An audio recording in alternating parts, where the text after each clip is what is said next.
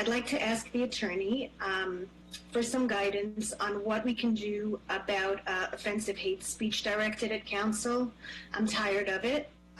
It's not okay. We wouldn't tolerate it from ourselves towards anyone, and it shouldn't be allowed towards us. So I'd like to list that, Mr. Clerk, at the next meeting, and I'd like to know what the guidelines are and when we can stop the conversation, because nobody should have to listen to this over and over again, even if it's from somebody who's not fully grounded. It's not okay, and we don't tolerate that in 2022.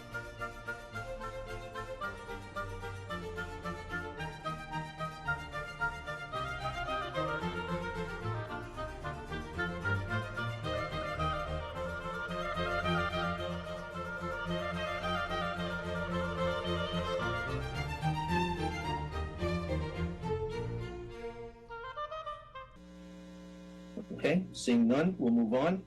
Council listed items. Item 1, conduct on public forums. Councilmember Orgen. So last week we finished a year's worth of hearing people talk about chickens, and they were passionate and they were emotional, but they were always respectful, and it was wonderful. And then there are people who are vicious and name calling when they speak, and I'm trying to figure out, or if we could figure out, some form of policy without infringing on anybody's First Amendment rights, because I would never want to do that, but some form of policy where there's a line and you're out of order and you can no longer speak. It's hurtful and it's not deserved, and it brings down our level of class in town. So whether it's to the, I had asked John about it and spoke to Reggie, but I know you were, Mr. Mayor, were working on something. Yeah. To change. Yeah, thanks, Karen. I've obviously made my feelings clear about the fact that I think we're sometimes our own worst enemy in trying to portray an enlightened, progressive town, and then we start to act like the way we act and the way we talk sometimes in these meetings. What I've done is I've taken on the task of reviewing, I'm going to say 20 to 30 different township ordinances with respect to meeting decorum. And I'll tell you that most of the ones that I looked up have it listed specifically as meeting decorum. Okay, something that we don't really have. We have a little note in there about it, but we really need to beef up what it is that we're doing. I think we're way behind. We have to learn to respect each other and to talk to each other. Now, the current code has in it that when people address the council, what they do is they address the council. They do not address an individual. And so, as of tonight, I'm putting everyone on notice that that is how I'm expecting the council to be addressed by the public. If that's not done, I will interrupt and I will ask you to do that. If you do not and you continue to go the way you're going, I will have your mic turned off and you will forfeit the rest of your time. This is important. It's important not only for us who are sitting up here, but it's important for everybody who's going to come after us. Because if we don't get a handle on some of this, nobody's going to want to run, and nobody's going to want to serve the town. And we have a lot of talent in this town. So that's the first thing that's going to start tonight. I hope to have an ordinance draft for us to look at by the 15th, and the meeting on the 15th, if not the meeting after that, but I'm hoping to have it done by the 15th. It has to obviously go through legal counsel and to take a look at it. But I can tell you that virtually all the wording that I have in it so far is from other township ordinances. It is not something that's being made up or something personal on my part, because many other towns have had to deal with this issue. I'm also not going to anymore listen to people labeling council members in a disparaging way. If that happens, I again am going to interrupt, and I'm going to ask that they stop and find another way to express their concern. That's not appropriate. And so those are the two things that I'm going to start. I think that also tonight, if there is something that is said in the course of our good and welfare that is knowingly absolutely wrong, I'm going to allow council members to get my attention if they feel they hear something that's totally erroneous, and I will ask them to very briefly give the truth at that time. Okay? So it's going to have to come through me. I don't want you just blurting it out. And I also don't want back and forth between the public and the council. This is still a one-way street. But if we do hear something, in order to make sure that the right information is out there, I will entertain that. Okay? So those are just a couple of things that we're going to start to do here. There'll probably be some more that you'll see in the ordinance proposal that I'm going to have. But we need to move forward and be a little bit more civil with each other and respect each other and find a way to disagree professionally without having to character assassinate or cause other problems. So that's what we're going to start with tonight.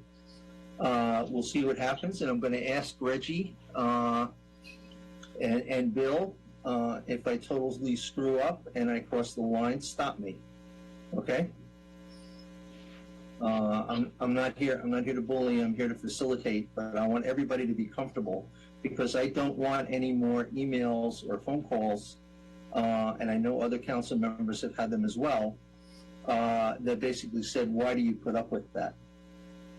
So we're going to try and do something a little bit different. Hopefully it'll work, and hopefully it'll move the business of this township and this council forward.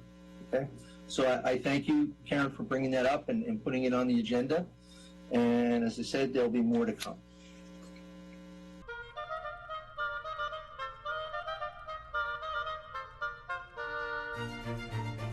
Alan Sohn, hello, sir. Can you hear me? Yes, 3 minutes. Ordinance 7, 2022 establishes a $100 fee for advertising in a forthcoming township quarterly newsletter, and that raises questions about the structure of that newsletter.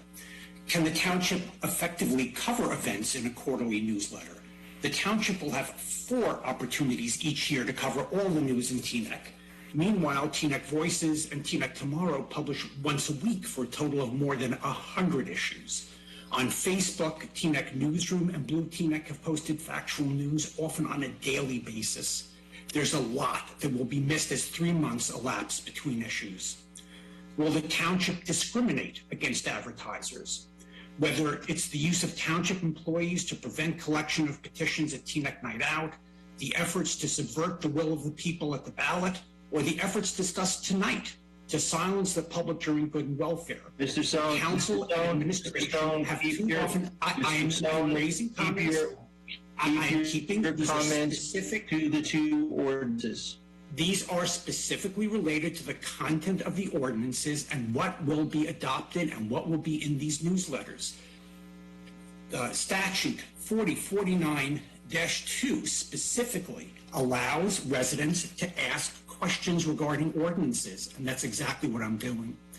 Will all advertisements be published, or will some be excluded? Will the township provide accurate information, or will this newsletter be the party line, Teaneck's own version of Pravda? Teaneck Voices and Teaneck Tomorrow newsletters, combined with Teaneck Newsroom and Blue Teaneck on Facebook, have broken and shared hundreds of fact-based news articles, including pay-to-play violations, including the claims. Mr. Sohn, we are not speaking about those other outlets. About the content of the newsletters. This is specific to the ordinance, and I am raising specific issues. You are Will this talking be about done, other. or won't it be done? Will it be following? Will these follow and provide accurate and complete information, or will they be selected? Will the newsletter be a campaign newsletter? Will there be neutral news supplied by the township, or will this be an effort to burnish the reputations of council members? How will this newsletter be distributed? Will it be printed and sent to every resident? And if so, how much will that cost? Will it be sent by email, even though only a fraction of residents have registered their email addresses with the township? Will council members share their email lists with the township manager? Or will they use this newsletter as content for their own personal That's it. Doug, turn them If off. this newsletter will be providing Turn off accurate, his neutral microphone. information, Okay. This is what I'm talking about, Teaneck. This is using a tool to talk about every other thing other than what was asked. This is not going to stand anymore. Okay? I am going to honor everybody, their ability to talk. But when it's being used for other purposes, we're going to not allow it. Now, is there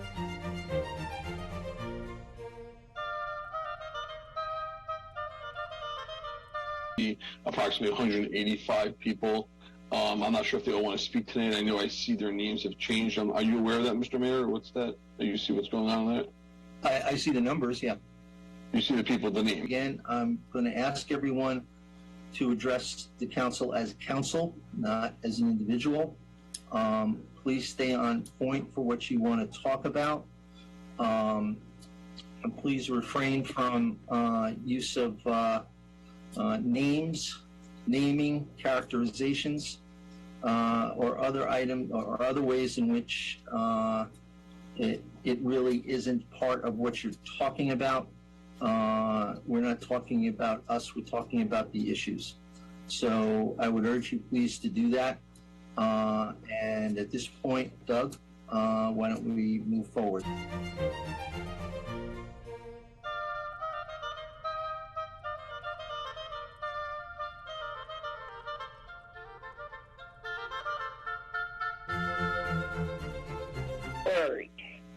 And in regards to the respect for the council members, your feelings get hurt.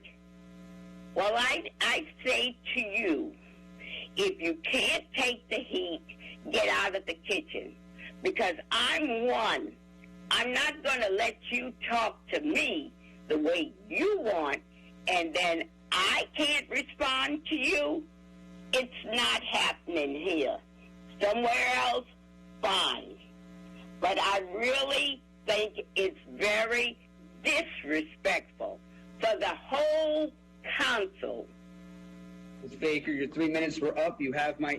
The mayor had cut off a previous speaker because he was not speaking explicitly about the ordinance and the newsletter that was in the ordinance. However, sometimes you can't speak about one thing without relating it to other things. So if you are going to require us to just talk about the one thing in the ordinance, a lot is going to be left out.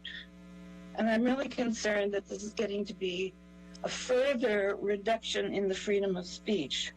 As far as respect goes, I think, it's really interesting because you all have subcommittees, you don't have to report, you don't have to have minutes, and then you talk about misinformation. Well, how is the public supposed to know and have information if you keep the information from us, which you do? There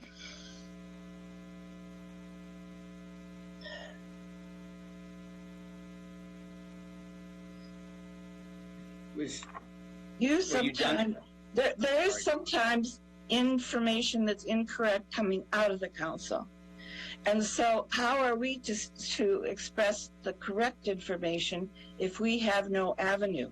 You're sitting there assuming that everything that you have is the correct information, whereas Teaneck Voices and Teaneck Tomorrow have pointed out specifically areas where you have contradicted yourself, who have switched completely on an opinion that you have had or facts that you've had. So this fact-based newsletter, you said that it's going to correct incorrect information. In your discussion of the newsletter, you said nothing about what that meant. What does it mean to correct incorrect information? What incorrect information are you speaking about? No, it's just that it's so heavy to plan. Doug, mute yourself. I'd like to be respected by speaking while other people are talking.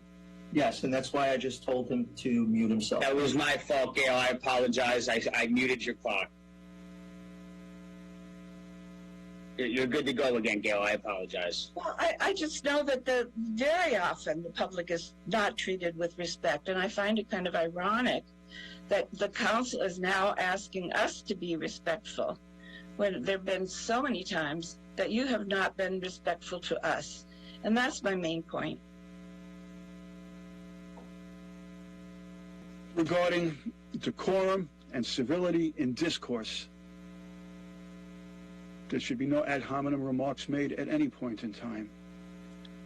And there's a but. Once you start restricting, it's subjective.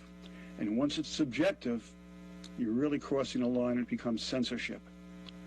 I believe that if someone is publicly misbehaving, they don't get their point with the people they're speaking to. Someone listens to someone who's angry, irate, off topic, wrong. I think the residents are smart enough to discern that. So let them speak. As long as it's not vulgar, and I hope it never comes to that point, why not? Let them go forward. Newsletter.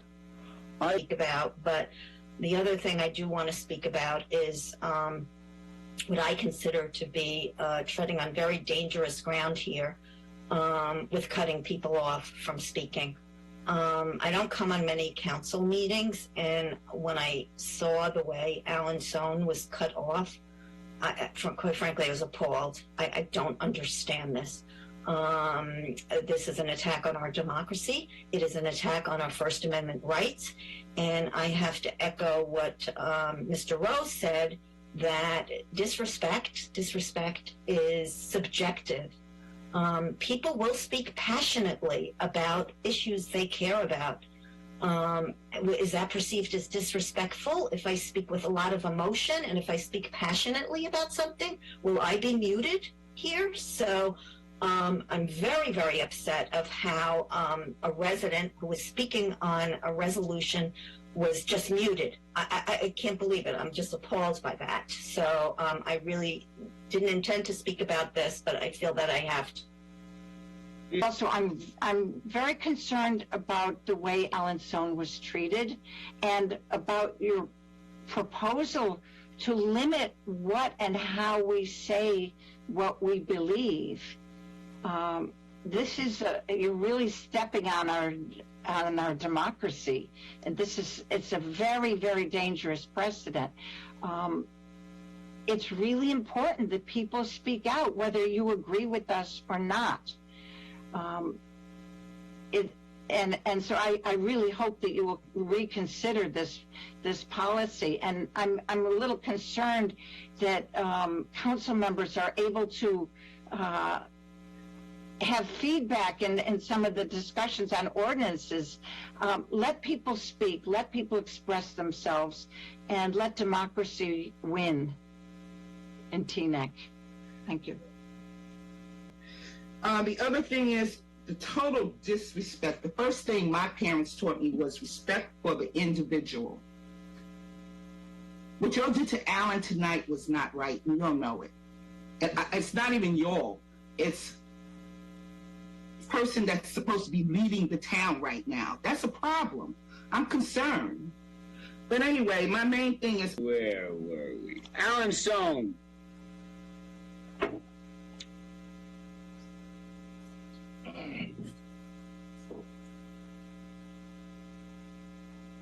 Can you hear me? 3 minutes, sir. When the township adopted Ordinance 282019 regarding flag displays, the ordinance cited the 2017 Supreme Court case of Maytow v. Town and mentions the government's speech doctrine. But that's hardly all that Maytow v. Town says.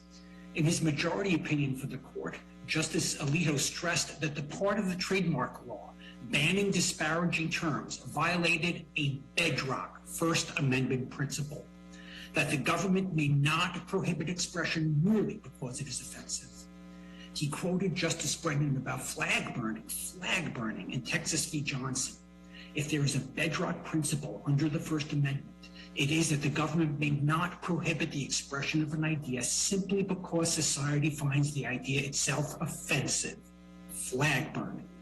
Alito ends saying, quote, "For this reason, the disparagement clause cannot be saved by analyzing it as a type of government program in which some content and speaker-based restrictions are permitted," end quote. Nor may a township council use and abuse its position of power to suppress expressions of free speech that are in conflict with the sensitivities of council members. This township has lost case after case after case in court, and the township will lose again if it abuses the free speech rights of residents in direct violation of Maytal v. Tam, a case of which it is well aware. I'm sure that the ACLU will be happy to take a few $100,000 from the township. When Keith Kaplan spoke at a recent planning board meeting, he made claims that neighbors of AUCC were racist in their opposition to plans for construction there. His evidence that the neighbors, Patty Barksdale, Marilyn Figueroa, and Susan Schultz, were racists was that someone living at the same address of one of the neighbors had written a letter decades ago that he disagreed with. As offensive as his remarks were, accusing the three women of being racists, it is not clear that Maytal v. Tam would allow censorship of his remarks. On the other hand, under the government speech doctrine, the council would be well within its rights to censure Mr. Kaplan for his offensive personal attacks. I am now bringing in Debbie Eliyahu.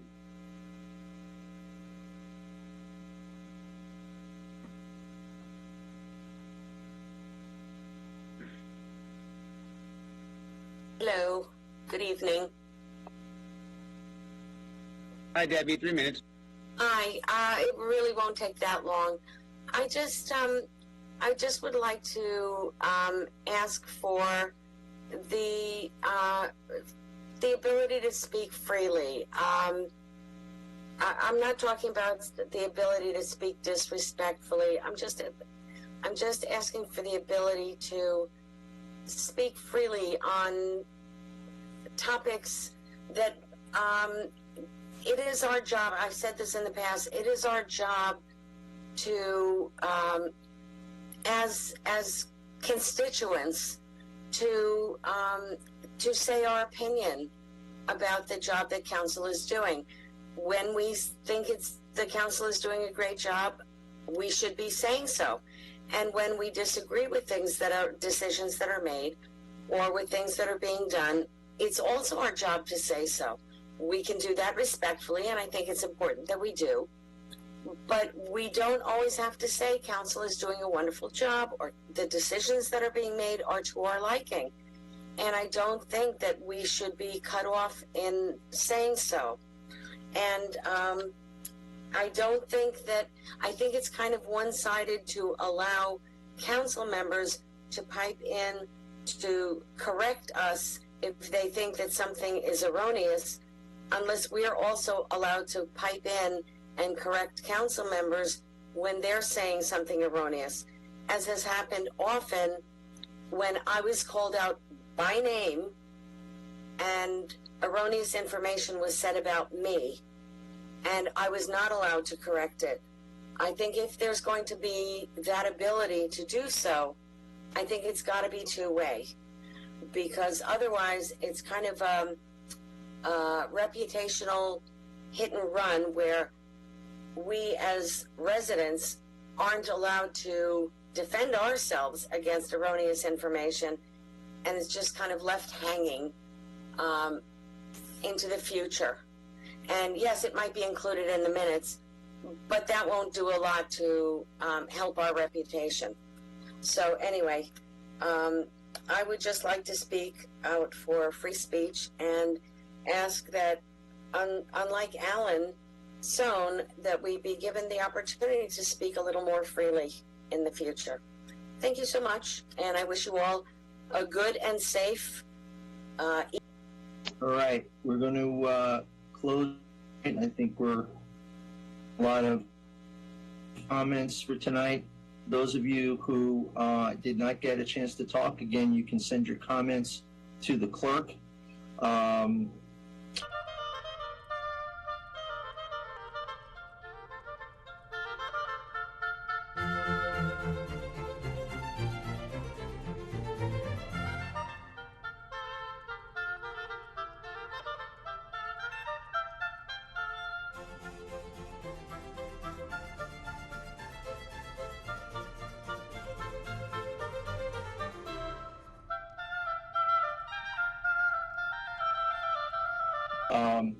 In terms of my comments earlier about how I want to move forward with running these meetings, please understand, there is nobody here that wants more diversity of opinion than I do. But it can be done in a way that is not laced with other political or name-calling or other types of activities that really bring us all down. I am not only talking about the people who address the council. Part of the ordinance is going to also include a list of items that we on the council have to follow in terms of decorum. You're right, it goes both ways. And so that's what you're going to see when we get this thing together. So I want to look at it more as a partnership rather than an us-them. And that's how I'm going to pursue it. And I hope you understand, and I hope you saw tonight, not a single person lost the ability to make their statements on whatever they wanted to talk about. So I think going forward, you'll see that this is actually going to serve us well. But we have time and we have some adjustments.